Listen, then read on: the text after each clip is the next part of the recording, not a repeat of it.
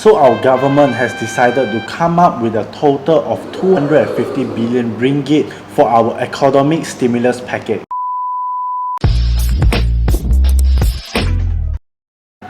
Sup everyone, this is Lee White. Hey, I'm Justin. Before we start our topic today, we will tell you what is inflation and what will that affect our economic system. So what is inflation? Believe most of you who are watching this have already know what is inflation, but for those who don't know, let me give you an idea of it. What is inflation? Let us imagine a small country with a population of 3 people. Adam, Bob, and Chris.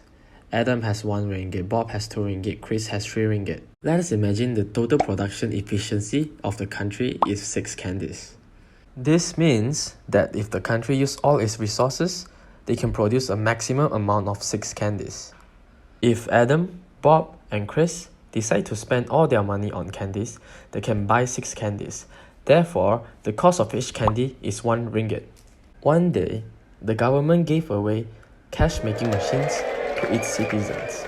Taking this as an advantage, Adam, Bob, and Chris doubled their money. Now, they have 2, 4, and 6 ringgit respectively. Now, Adam, Bob, and Chris have 12 ringgit in total. But the amount of candies available is still 6 because money cannot increase the resources or production efficiency. It can only increase the spending power.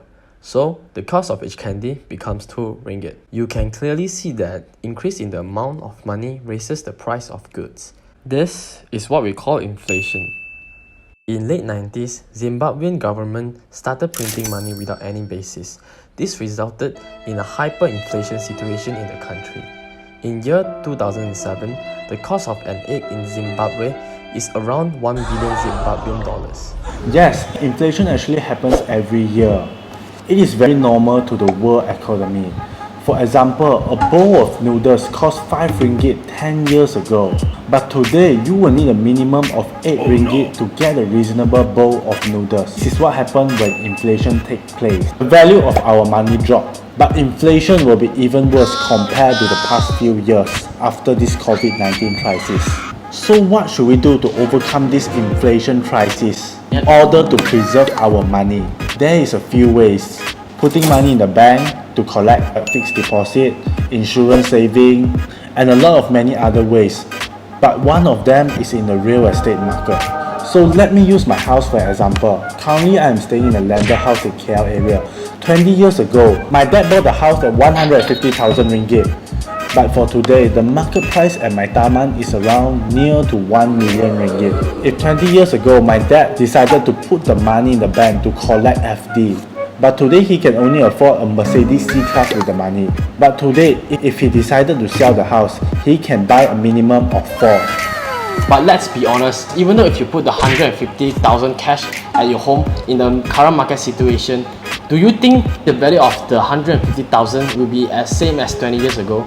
As you can see, investing in a real estate is a good option to preserve your money value. But this includes the fundamentals and of course the calculations before you purchase it. So in the future, if you plan to let go your property, even though our cash value have already dropped, but you can cash out an amount that has been increased dramatically throughout the year.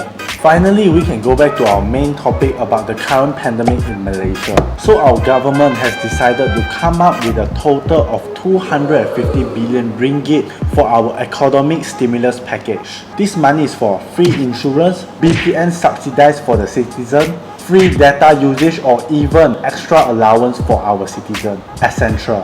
Just to let you know how much is actually 250 billion. Let me give you an idea. In last year, Malaysia have a total revenue of 312.7 billion. According to the Ministry of Finance, an estimated operating expenditure is 301 billion last year. As you can see, a whole sum of 250 billion is almost Malaysia's yearly revenue. So our last question to you guys is, where do you think the money actually came from? And when the money comes into Malaysia, do you think it will affect our Malaysian ringgit? So basically, this is what we want to share in today's video.